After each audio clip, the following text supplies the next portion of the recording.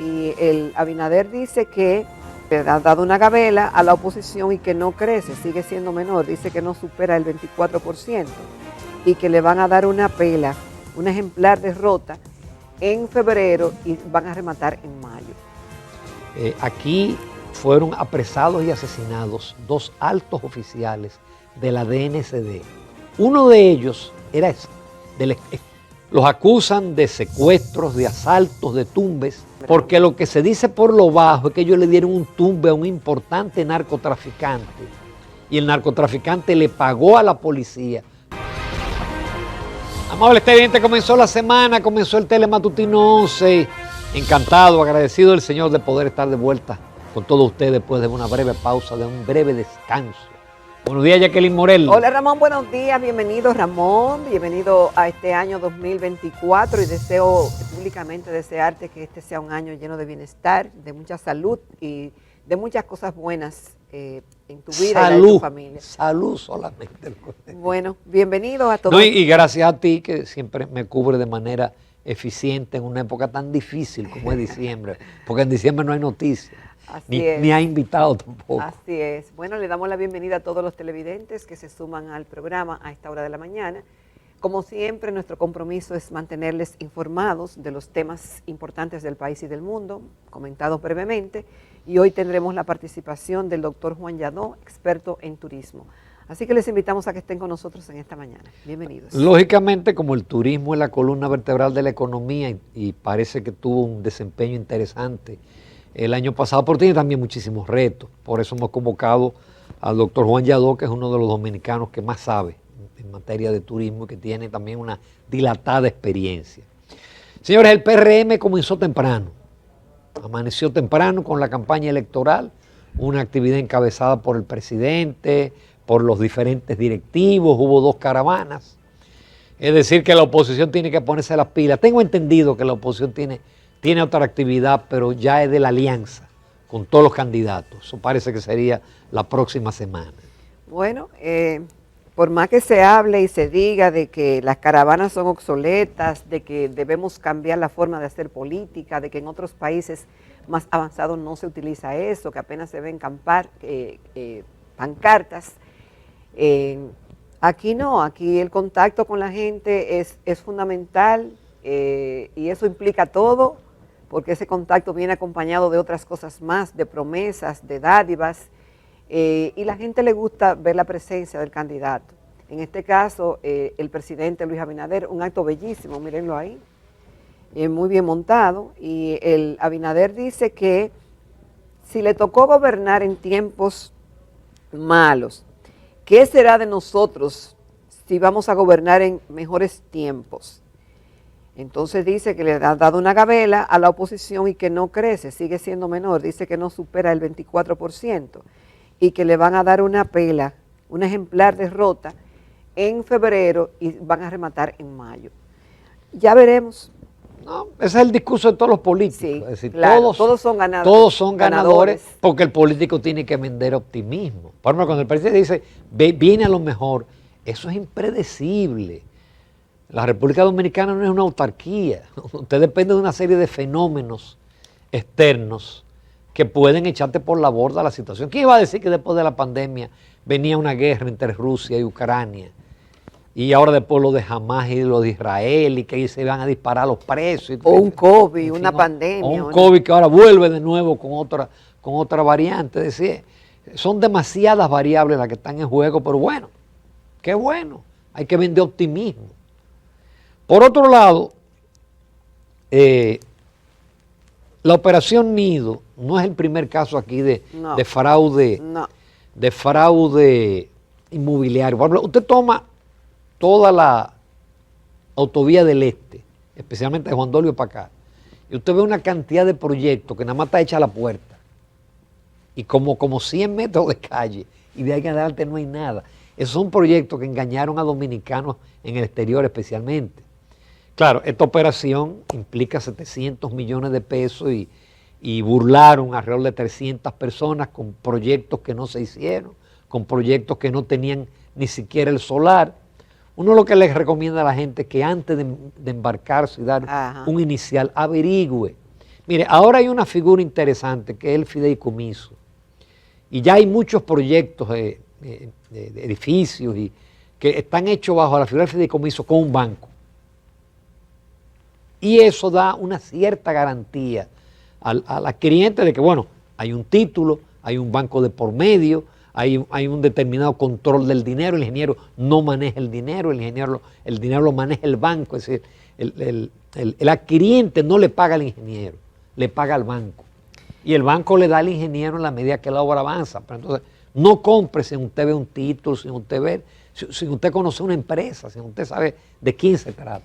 Mira, Ramón, eso justamente comentaba en tu ausencia, cuando se dio a conocer este caso de la Operación Nido. En los casos que tú mencionas de Juan Dolio, por lo menos existe quizás un solar y tal vez una construcción precaria, pero en este caso no existía nada. Fue una estructura mafiosa delictiva que se hizo con el interés de timar, de engañar a las personas, que lo que es más grave, porque no tenían nada. Y hicieron empresas, o montaron oficinas, ponían videos falsos, engañaban a la gente con Entonces una recreación de la construcción ya terminada. Exactamente, y engañaron a cientos de personas. Me duele particularmente porque la mayoría de los engañados son dominicanos residentes en el exterior, que dejaron sus familiares aquí, en muchos casos, que aguantaron frío para ahorrar, a veces hasta necesidades, para lograr el sueño de tener una vivienda en el país de origen, en este caso la República Dominicana. En muchos casos para retirarse. Óyeme. Para retirarse a vivir a la República Dominicana. Y entonces el principal encartado, el imputado Emmanuel Rivera Ledesma, qué pena, que toda la familia estaba en eso. Todos los hijos y la mujer y la esposa. Ahí aparecen todos. Óyeme, entonces amenazaba e insultaba cuando le iban a reclamar a los adquirientes, que tenía relaciones en la política, que tenía relaciones en la justicia, que no iban a lograr nada. Y mucho esperaron estas personas. Esto fue instalada, esas empresas, porque eran varias, en el 2019. Y la gente se dejó, sin averiguar, se dejó timar. Ahora bien, Ramón, ¿qué van a lograr los querellantes? Y yo te pregunto, ¿se les devolverá el dinero? No. Se dice que ese dinero mucho fue gastado. En viajes, restaurantes, turismo, algo se recuperará. Pero algo se recuperará. Pero eso tarda tiempo. Porque, primero que tarda tiempo. Pero nuestra justicia es lenta. Y entonces, para las incautaciones tiene que haber ya hasta Suprema Corte de Justicia. Mira, y ahí hay un tema que la persona pierde el dinero, pero hay depresivos, gente con ideas suicidas, que tal vez invirtieron ahí lo último que tenían o lo único que tenían y ver cómo fueron engañados, estafados. Y bueno, la alerta siempre de que, bueno, señores, si van a hacer una inversión, llamen a Prousuario, a la Superintendencia de Bancos, a ver si esa entidad está registrada. Va a hacer una inversión, llamen a los bancos, busquen, investiguen la referencia y no se dejen engañar. Mira, porque tú decías bien que no es el único caso. El Listín Diario tiene hoy un caso que fueron estafados en Santiago. Hace 12 años. Lo de Nido fue en el Gran Santo Domingo. Pero estos son estafados en Santiago y desde el 2012 esperan que se les devuelvan dinero porque le incumplieron con lo acordado. Entonces esto no es nuevo. Y recordemos a Mantequilla y a otros tantos más que han engañado a incautos. Y no hay forma de que el gobierno primero pueda asumir el caso de devolverle, porque la gente dice al gobierno que le devuelva. Ajá, pero ¿cómo puede el gobierno devolverle ese dinero? No hay forma. Entonces, averigüen y que la justicia haga su trabajo. Por otro lado, yo invito a leer un artículo de Ángel Lócuaro hoy en el periódico Listín Diario. No puedo comentarlo porque es muy extenso. Él compara la deuda que ha contraído cada uno de los gobiernos acá desde el 96-2000 hasta la fecha. No, desde antes, porque habla de la deuda, de cuando se tomó la primera deuda, de cuando Trujillo la pagó, Trujillo pagó la deuda, que Balaguer era cauteloso para endeudarse, cómo se endeudó Jorge Blanco y la Poblada del 84, y así sucesivamente los gobiernos que hemos tenido, cómo y qué ha hecho, bueno, y con la deuda que hizo cada gobierno. Y él destaca, bueno, que el mayor nivel de endeudamiento ha sido en este gobierno. Y saca a colación un asunto que ya lo denunció hace como 2 meses el doctor Leonel Fernández, de por qué el gobierno sigue endeudándose si mantiene. En aquella época el doctor Leonel Fernández hablaba de 420.000 millones de pesos en los bancos o en el banco estatal, y lo cual dice que hay 347.000 millones en productos bancarios. Entonces, ¿por qué seguir tomando prestados si usted tiene esa reserva ahí? Salvo que se vaya a utilizar para la campaña, que por cierto... pero espérate, pero no debe ser, porque mira... Que por cierto, un paréntesis, los 300 millones de dólares de Eurodón entraron. El que dijo de que eso era para después de las elecciones, quedó feo. Exacto. Porque como decía don Juan Bosch, el mentiroso y el cojo no llegan lejos. Mira, Ángel dice en su artículo que la ejecución de todo presupuesto se inicia con un balance disponible.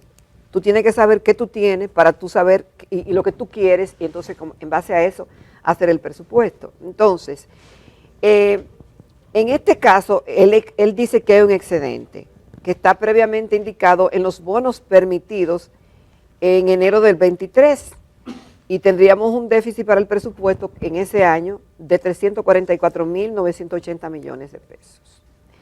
Y entonces, él hace una suma y una resta, y él dice que el déficit de este año es de 180.000 millones, 741.000 pesos. Que es menos por el excedente del año pasado. Pero no se tomó en consideración este dato.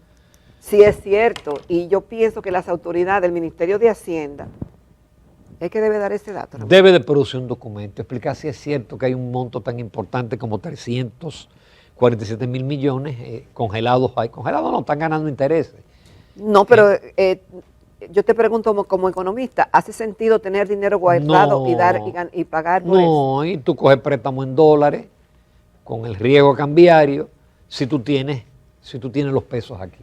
No se ha explicado de qué se está haciendo con ese excedente, porque hasta ahora lo que se ha dicho es que lo está administrando el Banco de Reservas, pero ¿con qué finalidad? En seguirnos endeudando, si ese dinero ya nos endeudamos y está ahí, tenía una explicación en el presupuesto anterior. Y como dicen algunas agencias calificadoras, el próximo gobierno tendrá que sí o sí embarcarse en reformas estructurales, especialmente en una reforma fiscal. Por otro lado, hay un tema que tú seguro lo trataste, Jacqueline, pero que yo quiero volverlo a tratar porque ese tema no puede quedarse así en el aire. Aquí fueron apresados y asesinados 2 altos oficiales de la DNCD. Uno de ellos era de la escolta del presidente de la DNCD y el otro es capitán de navío. Él dirige un barco que está adscrito a la Procuraduría General de la República. Los acusan de secuestros, de asaltos, de tumbes, pero no se dicen quiénes fueron los secuestrados, ni los asalvados, ni quiénes los tumbaron. Hay fílmica que los muestran que los apresan vivos y los asesinaron. Entonces, eso no se puede quedar así. No, eso fue el 29 de diciembre. Porque lo que se dice por lo bajo es que ellos le dieron un tumbe a un importante narcotraficante y el narcotraficante le pagó a la policía para que los asesinara. Entonces es un caso que el Ministerio Público Independiente tiene que esclarecer y establecer sanciones, porque esto es lo que demuestra el poder del narcotráfico en la República Dominicana. Bueno, y justamente hemos logrado tener una excelente gestión en cuanto al incautamiento y la lucha contra el narcotráfico, dirigida por la Dirección General de Control de Drogas. Se acusa al DICRIN de matar a esos agentes. Hasta ahora yo no he visto una explicación en ese propio sentido. Y la versión de la policía. Bueno, pero eso tiene que investigarse más allá. Intercambio de disparos. Tiene que ir más allá de esa investigación. El Ministerio Público tiene la gran responsabilidad de definir qué pasó ahí, porque entonces me dicen que la DNCD ha incautado más que nunca, y entonces operaba a lo interno una estructura mafiosa, porque no estamos hablando de rasos, estamos hablando de tipos que tenían funciones específicas. Entonces eso no puede quedarse así. Quizás la resaca navideña hizo que se olvidara, que no se le diera mucha opinión pública ni mucha prensa, pero ese caso no se pudo olvidar. Finalmente, yo quiero tratar un caso especial, porque ayer Rafael Paz, en el Propuesta Semana, se refirió a un proyecto de ley dirigido hacia los niños especiales, no discapacitados, niños especiales. Y ese proyecto descansa en alguna gaveta. Es un proyecto sumamente importante.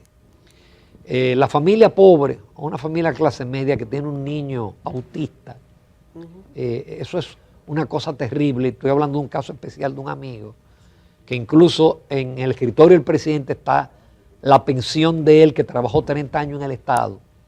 Y es muy difícil para una persona de pocos recursos manejar el caso de un niño autista. Entonces, ese proyecto de ley debe de aprobarse. ¿Y qué dice el proyecto, Ramón? No, yo no lo conozco, pero establece determinadas responsabilidades del Estado con el niño autista. Así es. Porque mira, con dos cosas, salud y educación. Porque es costoso. Sí, a veces requieren de medicamentos y de una asistencia. Y también la exclusión que hay en la República Dominicana de esos niños considerados especiales, que no tienen cabida en los centros educativos dominicanos, o en muy pocos, y los poquísimos que hay son excesivamente costosos. Muy costosos, es decir, no lo puede solventar un tipo clase media y mucho menos una persona desempleada. Dejo ahí el mensaje. Nos vamos a comerciales, no se pierdan la entrevista con el doctor Juan Yadó, vamos a hablar ampliamente del turismo presente y futuro.